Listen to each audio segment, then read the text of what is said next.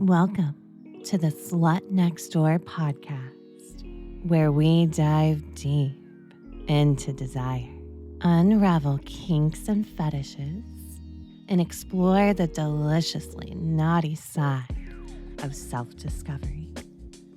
I'm Beatrix Vale, an erotic audio creator, and your guide to all things kinky and curious. So let's begin.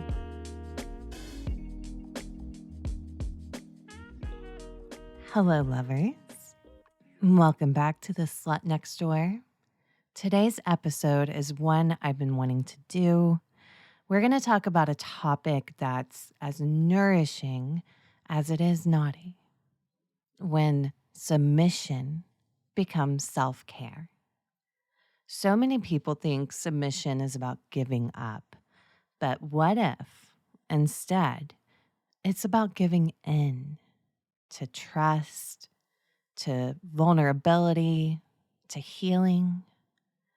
I want to reframe how we see dominance and submission dynamics, devotion and obedience, and why, for so many submissive men, this is more than a kink. It's therapy for the soul. Now, before we drop into the podcast, don't forget to support the podcast. You can go to missbeatrix.com for erotic audios, blog posts, and more ways to serve. And if you are even more interested in the things that I do, while you're on the website, go ahead and scroll all the way down and subscribe to my newsletter. I am sharing personal tidbits, all the files that I'm working on, the podcast, all kinds of things in my newsletter. You can also like, comment, and subscribe to me on this YouTube channel so you never miss an episode. Your engagement helps this podcast reach more listeners who need to hear things like submission is sacred. Now, let's dive in and talk about how being on your knees might just be the best thing you've ever done for your mental health. So let's start by redefining submission. So when I say submission can be self-care, I don't mean that it's always soft or sweet or gentle. Sometimes it's raw.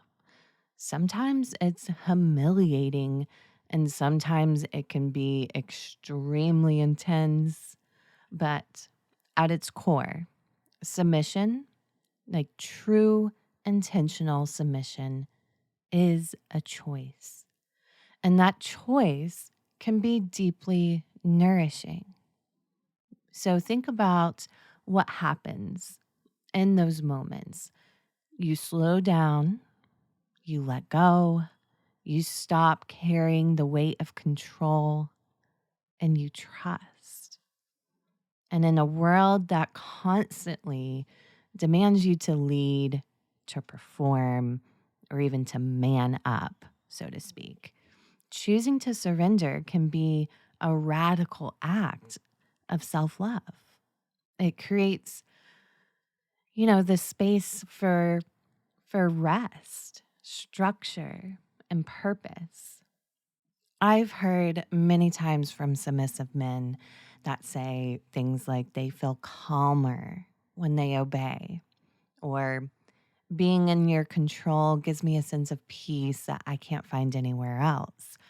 And that's not weakness. I think that's your nervous system saying thank you. And there's science behind that too. Rituals like kneeling, edging, gooning, even repeating mantras can regulate your body. So listening to my voice, slipping into trance, letting yourself go dumb for me. It's like a hypnotic meditation. It grounds you. And it's nourishing your brain in ways our fast-paced world never does. So, yes, submission can be extremely erotic. It can be kinky. It can absolutely make you leak with need, but it can also be medicine. And this isn't about escaping life, it's about finding deeper ways to live with it and with more intention as well, more connection and more surrender to what you truly need. Now, let's talk about the shame because there is stigma around giving up control for both men and women, but I think there's a lot for men. And we've been taught that control equals strength, that dominance equals power, that being in charge is what makes someone valuable, successful, desirable. So when a man craves to surrender, to obey, to be used, I think there's often that whisper of guilt in your mind. Am I weak? And am I broken? Will anyone still respect me? And my answer to those questions is always the same. You're not broken. And I think that when people explore their sexuality, their kinks, their desires, I strongly believe that you are being brave. In the same way that, you might start a new hobby or go traveling to somewhere you've never been to because you've always wanted to. I believe that self exploration in any kind of way is such a beautiful thing.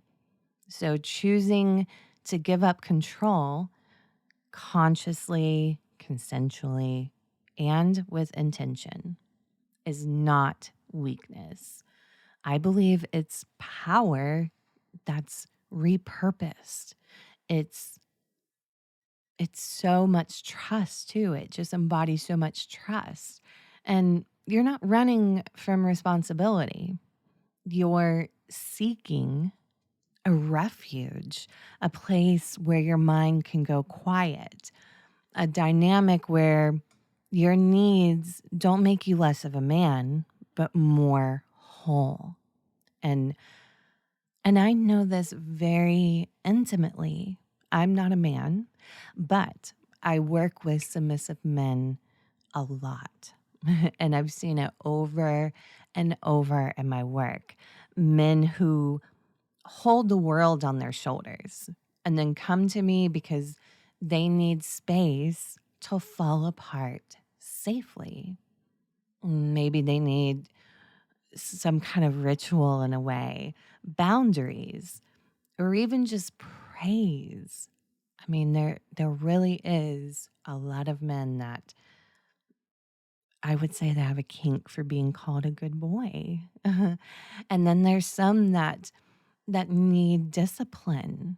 They need to feel like a naughty boy and then built back up. Or they need devotion. They need a place to give devotion and worship and just giving it all over. And I think that a lot of submissive men, they just want to be seen, not for what they do, but for who they are beneath the surface, the side of them that not a lot of people see. And when we let go of the cultural baggage around submission, especially for men, when we stop equating dominance with superiority and submission with shame, I believe that there is something there to unlock something transformative. And we begin to see submission not as giving up, but as finally letting go. And I've witnessed that for a lot of people, that's where the healing begins. So let's make this real. Give you some real examples because it's one thing to say that submission can be self care, but what does that actually look like? So I'm going to paint you a few pictures. Okay, so one, a man listens to my voice every night before he falls asleep. My words literally tuck him in. And my dominance gives his overthinking mind permission to rest. So he's not just getting turned on, he's being soothed. And that submission is care.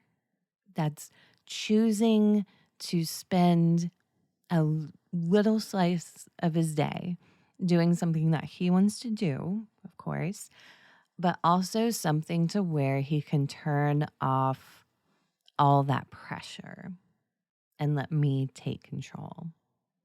So here's another example. So a listener of my files, sweet, obedient, so eager to please, but does edges daily to a ritual that I've created from a file. So the strokes, the denial, the desperate ache, sounds like that could be complete chaos, but it's not. It becomes a somewhat meditation. The loop of arousal becomes a grounding practice, kind of like a sacred routine. His body knows what to do. And that structure, it's service and it's care. And I'm going to tell you something personal. Before I ever even thought of becoming a Dom, I was younger than I am now. I was submissive. And so I found myself in BDSM not just to play, even though I feel like that's where it started, that I was, just simply doing something kinky and it was a rush. But I quickly learned that it became a way to understand myself. And around that time and before that time, my sexuality had like this very confusing, laced with shame thing. I just didn't know how to deal with it, how to understand it. It was just confusion and shame. But when I gave myself permission to surrender, when I gave myself permission to be this sexual creature that I was, something shifted. And submission gave me clarity. It gave me confidence. And it gave me safety to explore without judgment. And I always thought that was a very interesting thing, that when I submitted, when I became less than, I became more powerful, as in it fueled me with more confidence and self-worth. And being seen by a dominant partner, being desired, commanded, praised, and pushed, it wasn't just hot. And yes, it was very hot. But looking back, it was more healing than anything, because I discovered how strong I really was. And really, that journey just cracked me wide open. And look where it took me. Like it cracked me open. I was considered myself very submissive, and then I became a confident woman. And then that morphed into who I am today. So when I tell you that submission can be self-care, it's not theory. It's truth, because it's lived. I've lived it. I can honestly say that even as a submissive, even as a dom, I feel this sense of self-care, and I see the same transformation in people who submit to me now. And it's beautiful. You know, like a man who has struggled with connection finds comfort in a hypnophile I've made that have affirmations, um, or just subtly take control. And he begins to believe he is worthy, not just of arousal, but of care. Or a gooner who uses edging marathons, not to break himself down, but to meditate, where stroking becomes his focus anchor. And the mantra that could be repeating in his mind is, I am yours, I am safe, I am seen. Or a good boy who humps his pillows, not because he's pathetic, but because it gives him a purpose now. It softens his ego and strengthens his devotion. So, not every act of submission has to be poetic. Sometimes I believe our bodies know what we need to soothe it, what heals it, or what brings you back to yourself. And that's the magic. Whether you're kneeling, edging, listening, worshiping, or simply letting yourself feel helpless for a moment, it all can be like a balm for your nervous system, a reset button, a reminder that you don't always have to lead. And sometimes that's the most nourishing thing you can do is obey. Now, last thing I'm going to talk about is one of my favorite tools for submissive self care, and that's erotic hypnosis. And it's easy to write this off as just a kink or a fantasy, but when done with intention, erotic hypnosis becomes so much more than that. It becomes like this pathway to presence, to regulating things within your mind and body, and even to healing. So, if we think about what's actually happening during a hypnosis session, you slow your breath, you focus your attention, you surrender to a trusted voice, and then your busy, overstimulated mind finally quiets. And in that quiet, you drop into yourself. And so my erotic hypnosis files are designed to do exactly that. They're not just about arousal sometimes, they're about ritual, repetition, and rewiring. So when you listen to me guiding you deeper, or when you hear me call you a good boy, when you're following every word without question, I think you're giving yourself space to let go and training your brain to associate surrender with safety and rewriting old shame into something that is a little sacred.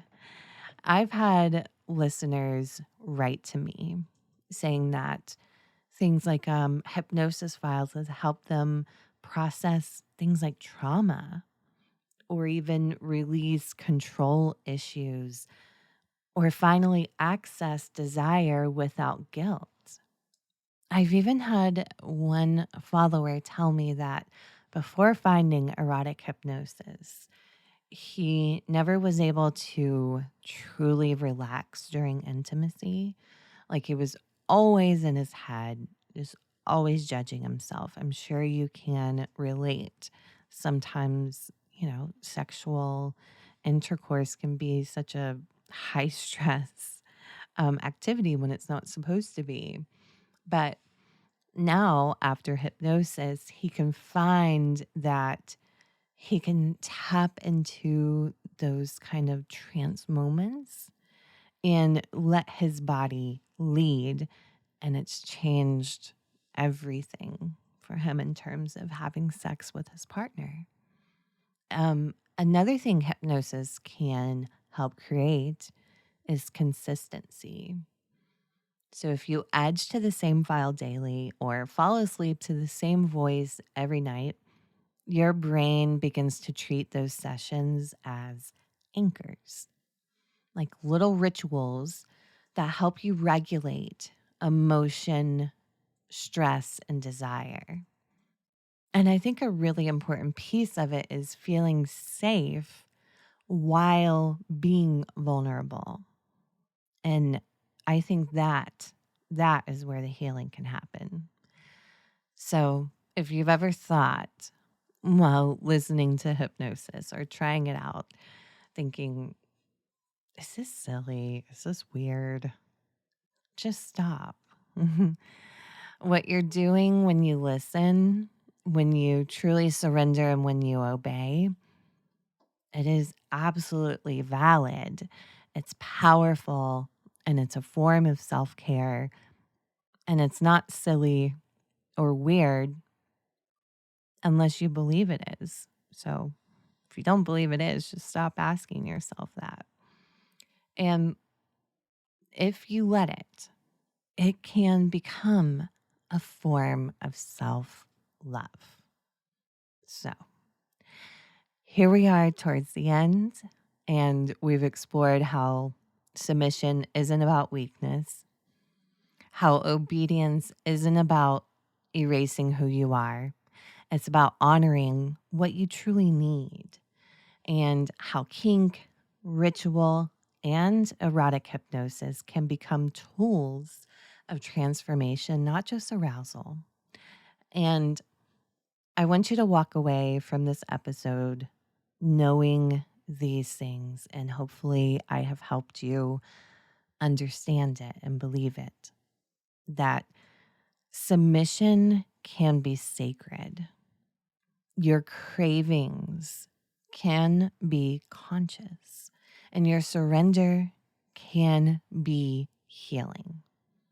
There is power and softness and vulnerability. There is strength in service. And there is a deep, radiant self-care in choosing to metaphorically kneel, especially when the world expects you to stand so tall, so unshaken and silent. You deserve more than survival. You deserve devotion, even if it starts with devoting yourself to your own truth. Now, I want to thank you for listening to this episode of The Slut Next Door. And if it stirred something in you, like if you felt seen, aroused, or even a little undone, you should let me know. You can visit MissBeatrix.com to explore more of my erotic hypnosis work, some of my blog posts, and tools for your submissive self-care. And of course, you can subscribe to my YouTube channel so you never miss a new episode. And please like, comment, share this episode with someone who you might think needs to hear that submission can be salvation. So until next time, be gentle with yourself, be obedient to your desires, and stay soft, stay surrendered, and always stay slutty. And that's a wrap for this episode of The Slut Next Door, where we dive deep into the raw, unapologetic truths of human desire. If you loved what you heard today, make sure to subscribe and turn on notifications so you never miss a juicy moment. Want to connect with me outside the podcast? Click the link in my bio, where you can find lots of juicy content and options. Until next time, I'm Beatrix Vale, your Slut Next Door. And I'll see you in the next episode.